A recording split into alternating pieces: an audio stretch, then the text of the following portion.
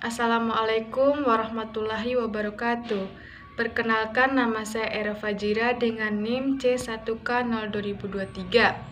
Di sini saya akan menjelaskan definisi ekosistem. Definisi ekosistem. Ekosistem adalah suatu ekologi yang terbentuk oleh sistem timbal balik yang tidak terpisahkan antara makhluk hidup dengan lingkungannya.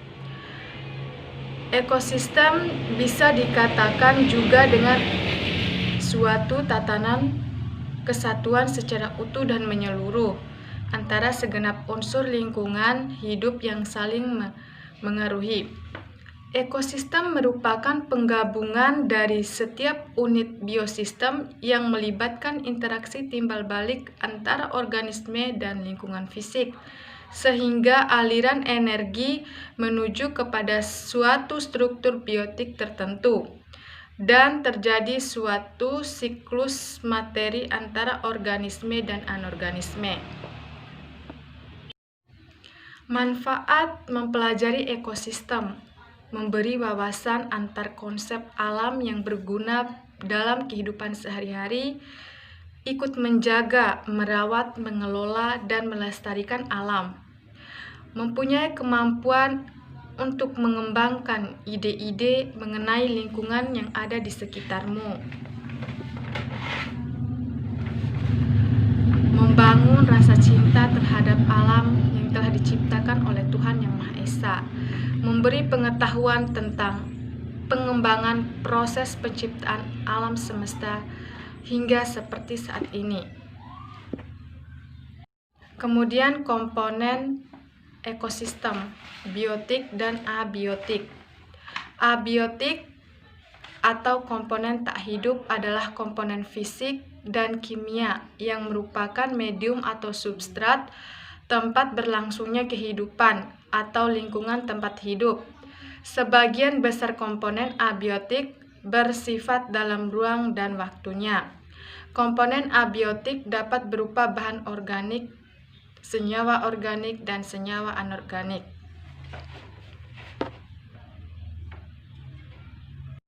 Senyawa organik dan senyawa anorganik yaitu suhu. Proses biologi mempengaruhi suhu. Mamalia dan unggas membutuhkan energi untuk meregulasi temperatur dalam tubuhnya. Air, kesediaan air mempengaruhi distribusi organisme. Organisme di gurun beradaptasi terhadap ketersediaan air di garam. Garam, konsentrasi garam mempengaruhi kesetimbangan air dalam organisme melalui osmosis.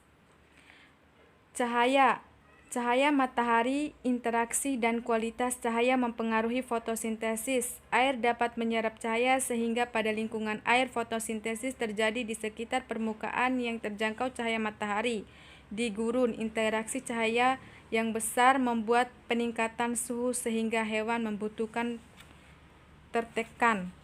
Iklim adalah kondisi cuaca dalam jangka waktu lama dalam suatu area. Iklim makro meliputi iklim global, regional, dan lokal. Iklim mikro meliputi iklim dalam suatu daerah yang dihuni komunitas tertentu. Komponen biotik. Komponen biotik adalah istilah yang biasanya digunakan untuk menyebut suatu yang hidup atau organisme. Komponen biotik adalah suatu komponen yang menyusun suatu ekosistem selain komponen biotik atau tidak bernyawa berdasarkan peran dan fungsinya. Dibedakan menjadi dua macam, yaitu heterotrof atau konsumen, pengurai atau dekomposer. Daur hidrologi. Daur hidrologi merupakan suatu proses daur ulang air secara berurutan atau secara terus-menerus. Air yang ada di kerak bumi kita ini jumlahnya relatif, tetap, dan selalu mengalami sirkulasi. Dan sirkulasi inilah yang disebut dengan daur hidrologi. Macam-macam daur atau siklus hidrologi. Daur hidrologi pendek, yaitu daur yang pertama adalah siklus pendek. Siklus air pendek merupakan suatu proses peredaran air dengan jangka waktu yang relatif cepat. Adapun proses siklus air pendek, air laut mengalami evaporasi atau penguapan karena adanya panas dari sinar matahari. Uap air dari evaporasi atau penguapan air ini naik ke atas matahari sampai pada ketinggian tertentu. Uap air di atas ini akan mengalami kondensasi sehingga bentuk awan atau proses terjadinya awan. Awan yang terbentuk ini semakin lama akan semakin besar, maka turunlah hujan sebagai atau proses terjadinya hujan di atas air laut. Air laut yang turun ini akan kembali menjadi air laut yang akan mengalami evaporasi atau penguapan lagi. Daur atau siklus sedang. Daur hidrologi sedang ini merupakan daur yang terjadi karena air laut mengalami evaporasi atau penguapan menuju atmosfer, lapisan atmosfer. Jadi siklus sedang ini juga yang dimaksud akan jatuh ke daratan dan kemudian akan mengalir menuju laut. Kemudian siklus panjang sama dengan siklus pendek dan sedang. Siklus panjang ini juga dimulai karena adanya penguapan atau evaporasi dari air laut akibat panas atau penyinaran oleh matahari. Jenis-jenis ekosistem. Interaksi ekosistem air tawar. Air tawar adalah ekosistem air yang airnya memiliki kadar garam yang rendah. Ekosistem air tawar biasanya berada di daratan. Ekosistem air tawar ini memiliki banyak manfaat kepada masyarakat. Ekosistem air tawar dibedakan menjadi dua, yaitu dibedakan antara perairan tenang dan mengalir. Ekosistem danau termaksud perairan tenang. Danau dapat dibentuk akibat dari aktivitas gunung api. Selain itu, danau juga dapat membentuk sedimentasi yang memotong jalur sungai. Danau biasanya berukuran yang luas. Akibat hujan dan luapan air sungai atau permanen akibat lokasinya yang dekat dengan sumber air. Rawa-rawa biasanya berada di daratan rendah. Ekosistem sungai adalah suatu badan sungai yang mengalir ke satu arah. Sungai dingin dan jernih serta mengandung sedikit sedimen dan makanan. Ekosistem sungai dihuni oleh hewan seperti ikan, gurame, kura-kura, ular, buaya, ikan nila, atau ikan lele.